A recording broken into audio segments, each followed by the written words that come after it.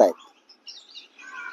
असे गावातले विषय तुम्ही आणून पाहिला ना, सगळ्यांनी पाहिलाय. गृहमंत्र्याने सुद्धा पाहिला असेल, पोलीस प्रमुखांनी पाहिला असेल, आणि हे सगळे लोक सक्षम आहेत त्या संदर्भात लक्ष द्यायला. बोला.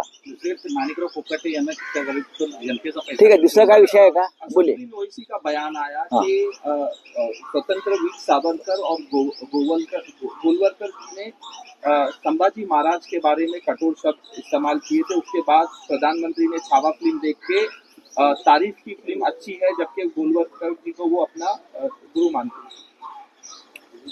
देखिए, ओवैसी जी जो है उनकी एक अलग विचारधारा है. प्रधानमंत्री मोदी जी की विचारधारा क्या है कोई बता नहीं सकते. हम वीर सावरकर जी को मानते हैं. एक फिल्म बनी है, फिल्म में जब ऐतिहासिक फिल्म बनती है तो फिल्म का डायरेक्टर है, फिल्म का निर्माता है, स्टोरी राइटर है, वो फिल्म कोशिश करता है कि जो सच है वो सामने लाए. अब मोदी जी ने हमेशा 10 साल में बहुत से फिल्मों का मार्केटिंग किया है जो उनके लिए, उनके पार्टी के लिए, प्रचार के लिए फायदेमंद हो. चाहे कश्मीर फाइल हो, चाहे ताशकंद फाइल हो, छावा हो, और भी कुछ फिल्में आई थी. चाहे मनमोहन सिंह के ऊपर एक फिल्म आई थी, एक्सीडेंटल प्राइम मिनिस्टर. ऐसी सभी फिल्मों को एनकरेज करने का काम भारतीय जनता पार्टी ने और मोदी जी ने किया था. उससे कुछ फर्क तो नहीं पड़ता है. अब छावा फिल्म आई है. छावा फिल्म के निर्माण में मोदी जी का या उनके पार्टी का कोई योगदान. एक फिल्म आई है और फिल्म का जो द एंड है उस बारे में लोग इमोशनल है. तो मोदी जी ने as a political leader, not prime minister, अपनी छलांग मार दी. लेकिन जो सच है वो सच है. मोदी जी ने, अगर गोलवलकर जी ने छत्रपति संभाजी महाराज के बारे में अपनी भूमिका व्यक्त की है, तो मोदी जी की जिम्मेदारी है कि आप छावा फिल्म देखो. कहा था ना, उधर दिल्ली में एक फिल्म आई है छावा. तो बताइए, गोलवलकर जी का सबसे पहले निषेध करना चाहिए. जो लिखा था गोलवलकर गुरुजी ने वो गलत था संभाजी महाराज के बारे में. ये ठोक कर बोलना चाहिए, क्योंकि संभाजी राजे हमारी दैवत है. राऊत साहेब, आज एक मोठी बातमी आणि दुःखद बातमी आहे की बुलढाण्यातल्या शेतकऱ्यानं, कैलास नागरे या शेतकऱ्यानं पाणी मिळत नाही शेतीला या उद्विग्नतेतून आत्महत्या केली आहे. आणि आत्महत्या करण्यापूर्वी त्यांनी मुख्यमंत्र्यांना एक चार पानी पत्रही लिहिलेलं आहे. त्यात त्यांची भावना व्यक्त केलेली आहे. शेतकऱ्यांच्या आत्महत्या अजूनही थांबत नाहीत. कालच मी त्या विषयावर बोललो. आज सामनामध्ये त्या विषयावर अग्रलेख आहे. सामना है एकमेव दैनिक आहे, त्याच्यावरती कैलास यांच्यावरती अग्रलेख आहे. हे सरकार जे महाराष्ट्राचं आहे हे ढोंगी आणि दुतोंडी सरकार आहे. शेतकऱ्यांच्या प्रश्नावर, पाण्याच्या प्रश्नावर, अशा अनेक प्रश्नावर हे आतापर्यंत त्या सरकारने तोंड उघडलेलं नाही. हे सरकार बाकी सर्व प्रश्नांवर बोलत आहे. सगळ्या प्रश्नांवर बोलेल, राजकीय प्रश्नांवर बोलेल, व्यक्तिगत प्रश्नांवर बोलतील, विरोधकांवर बोलतील, पण शेतकऱ्यांच्या आत्महत्यांवरती हे सरकार बोलायला तयार नाही. बुलढाण्यातल्या ज्या तरुण शेतकऱ्याला, त्याला कृषी क्षेत्रातला पुरस्कार मिळाला होता, बरोबर ना? त्यानं राज्याच्या मुख्यमंत्र्यांशी, कृषी मंत्र्यांशी अनेकदा संवाद साधण्याचा प्रयत्न केला प्रश्नांविषयी. त्याला प्रतिसाद मिळाला नाही आणि शेवटी वैफल्यग्रस्त होऊन त्याने आत्महत्या केली. ही फक्त एका कैलासची आत्महत्या नाही, तर सरकारने केलेली शेकडो शेतकऱ्यांची हत्या आहे त्याच्या माध्यमातून.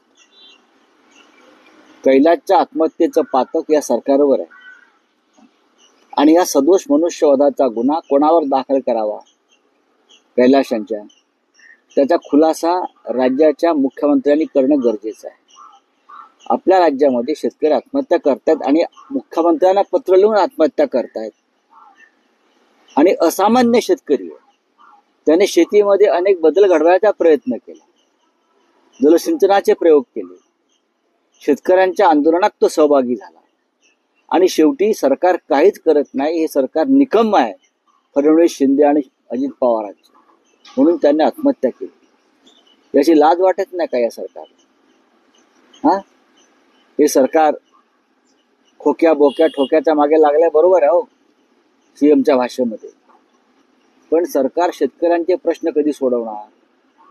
शेतकऱ्यांना दिलेली वचनं कधी पूर्ण करणार? आपलाच जाहीरनामा पुन्हा एकदा वाचावा अजित पवारांनी, शिंद्यांनी आणि मिस्टर देवेंद्र फडणवीस यांनी. माफी मागितली पाहिजे आत्महत्येबद्दल, की आम्ही जबाबदार आहोत या आत्महत्येला. अत्यंत दुर्दैवी गोष्ट. पण राऊत साहेब, जो अर्थसंकल्प जाहीर झाला त्यात जी आश्वासनं विधानसभा निवडणुकीपूर्वी दिली होती त्यात काहीच आढळत नाहीये. अर्थसंकल्पात ज्यात शेतकऱ्यांच्या कर्जमाफीचा उल्लेख नाहीये, ज्यात लाडक्या बहिणींच्या रकमेला वाढवून देण्याबाबतीत काही तरतूद निवडणुकीपूर्वी दिलेली ही आश्वासन, जी उपमुख्यमंत्र्यांची संकल्पना होती त्याबद्दल काही उल्लेख नाही. निवडणुकीपूर्वी दिलेली वचनं होती मतांसाठी. महिलांची मते विकत घेण्यासाठी 1500 रुपयांचं, बहिणींच्या रकमेला वाढवून देण्याबाबतीत काही तरतूद निवडणुकीपूर्वी दिलेली ही आश्वासन, जी उपमुख्यमंत्र्यांची संकल्पना होती त्याबद्दल काही उल्लेख नाही. निवडणुकीपूर्वी दिलेली वचनं होती मतांसाठी. महिलांची मते विकत घेण्यासाठी 1500 रुपयांचं दुकान लावलं आणि सरकार आल्यावरती 2100 रुपये करू सांगितलं, त्याचा उल्लेख नाही. 3 लाखापर्यंत कर्जमाफीचं वचन दिलं होतं जाहीरनाम्यात, त्याचा उल्लेख नाही. सरकारच्या अनेक योजना, शिवभोजन थाळीपासून त्या शिधापर्यंत, आनंदाच्या शिधापर्यंत सगळ्या योजना बंद केल्या. आणि वर शेतकरी आता आत्महत्या करतो, त्याच्यावरती आपल्याकडे कोणती उपाययोजना नाही. मग सरकार चालवतंय कशा करता सरकार चालवतंय? राज्यामध्ये सर्वत्र अराजक आणि कायद्याच्या दृष्टीनं हाहाकार माजलेला आहे. कोणाचा पायपूस कोणाच्या गळ्यात नाही. आणि काल संपूर्ण सरकार आणि मंत्रिमंडळ रंग उधळण्यात दंग होतं. घराघरामध्ये शेतकऱ्यांचा आक्रोश होता, आत्महत्या झालेल्या आहेत आणि तुम्ही रंग फासता एकमेकांना. पण राऊत साहेब, विधानसभा निवडणुकीच्या भाषणात राज ठाकरेंनी असं म्हटलं होतं की लाडकी बहीण योजना ही जी आश्वासन आहेत ती जर पूर्ण करू शकलं नाही सरकार, तर ती आपल्याला म्हणजे जी लाडकी बहीण योजना आहे ती लाच मानावी लागेल असं त्यांनी म्हटलं होतं. त्यांनी कशाला? आम्ही म्हटलं होतं. त्यांनी म्हटल्यावरच लाच असते का? तुम्ही आमची विधान भूमिका पहा ना. हे करप्शन होतं आणि याच्या संदर्भात निवडणूक आयोगानं कायदेशीर कारवाई करावी अशी आमची मागणी होती निवडणुकीपूर्वी. लाच म्हणजे लाचच आहे, हे करप्शन आहे. दिल्लीच्या विधानसभा निवडणुकीपूर्वी सुद्धा JP नड्डा आणि अमित शहा आणि नरेंद्र मोदींनी दिलेली जी आश्वासनं होती फुकटपणाची, तीही लाच आहे, ही लाचखोरीच आहे. आता लाच एकदा देऊन झाल्यावरती आता तुम्हाला गरज वाटत नसेल, राज ठाकरे जर सच्चे असतील तर त्यांनी या लाचखोरी विरुद्ध मुख्यमंत्र्यांच्या दारात जाऊन आंदोलन केलं पाहिजे सगळ्यांनी. आम्ही बघू ना मग काय करायचं ते. बोलून कसं का? समस्त विरोधी पक्षाने एकत्र यायला पाहिजे या विषयावर.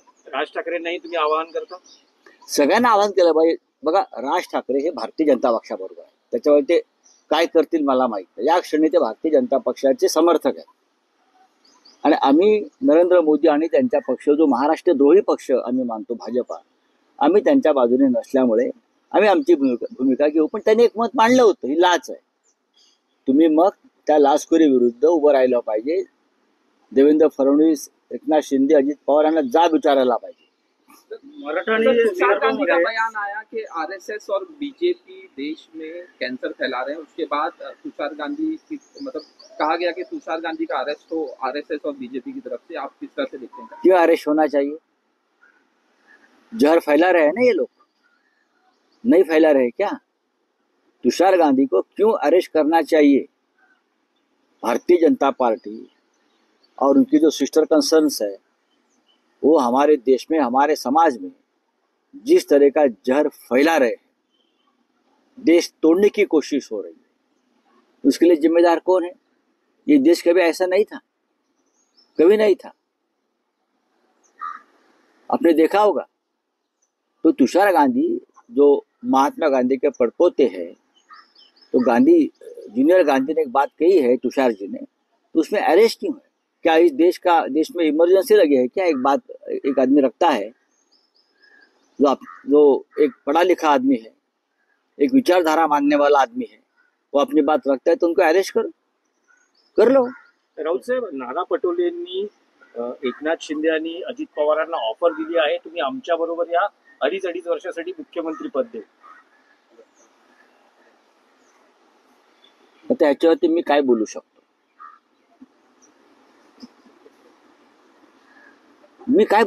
ह्याच्यावरती माझी वाचा गेलेली आहे। पण राऊत साहेब, महाविकास आघाडीतील मोठे नेते आहेत. बघा, नाना पटोले हे आमचे सहकारी आहेत। नाना पटोले आमचे सहकारी आहेत, काँग्रेस पक्षाचे ज्येष्ठ नेते आहेत। त्यांनी विधानसभेचं अध्यक्षपद सुद्धा भूषवलेलं आहे।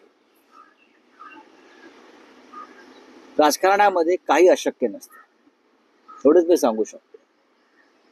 2019 साली उद्धव ठाकरे यांच्या नेतृत्वाखाली महाविकास आघाडीचे सरकार येईल असं कोणाला वाटलं होतं का।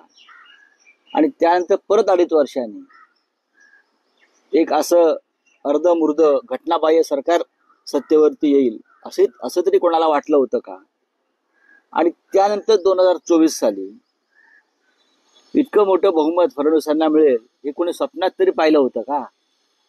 पण राजकारण आहे, राजकारणामध्ये सर्व शक्यता ज्या असतात त्याचा सकारात्मक विचार करून पुढलं पाऊल टाकायचं असतं असं मानदारांपैकी आम्ही आहोत। आता आमच्या नानासाहेब पटोलेंनी जर कोणाला ऑफर दिली असेल आणि ती ऑफर जर स्वीकारली असेल तर आम्ही नक्की नाना पटोलेशी चर्चा करू। आणि त्यानंतर 2024 साली इतकं मोठं बहुमत फडणवीसांना मिळेल हे कोणी स्वप्नात तरी पाहिलं होतं का।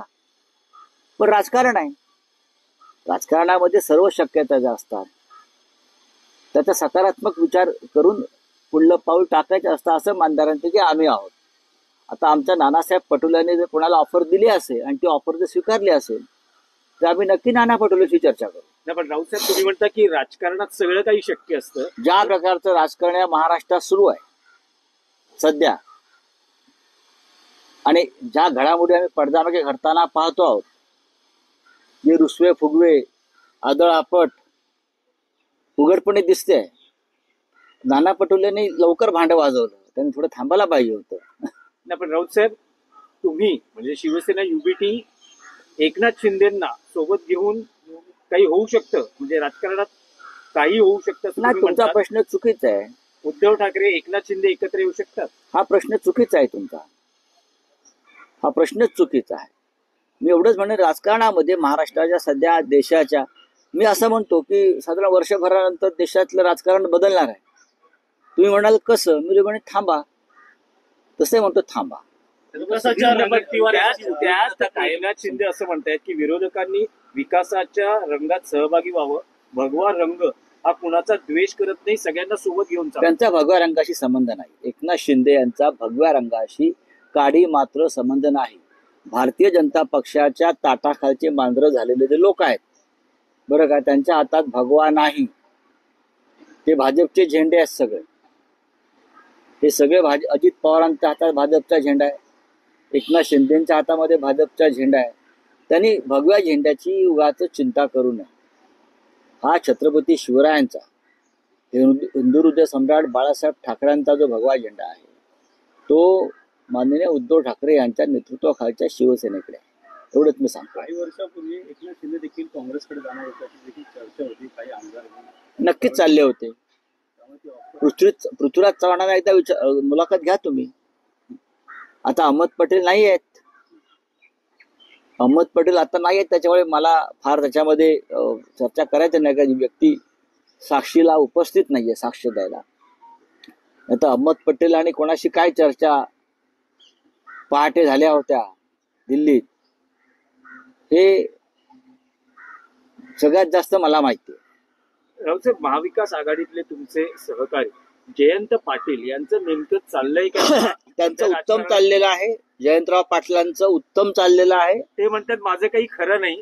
शक्तीपीठातल्या शेतकऱ्यांना जे आश्वासन देत होते त्या भाषणात त्यांनी असं म्हटलं होतं की माझं काही खरं नाही. जयंत पाटील हे महाविकास आघाडीचे सगळ्यात महत्वाचे नेते आहेत. जयंतराव पाटील हे माननीय शरद पवार साहेबांचे अत्यंत विश्वासू सहकारी आहेत आणि आमचेही सहकारी आहेत.